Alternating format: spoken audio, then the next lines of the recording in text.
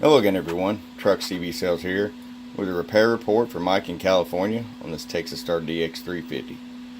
Mike, we got it ready to go for you. It's putting out full power now. Placed all your, just the ones that were blown, which is the power and the dial a watt. But this is not the actually correct lens for this, because this is not a variable version. But it works all the same. Let's get right to it. October 29, stock 29 driving at 500 watt slug. 100 watt key, hello, about 150 bird average. Peak power, hello, at 345 peak. Alright, Mike, it's ready to come to you.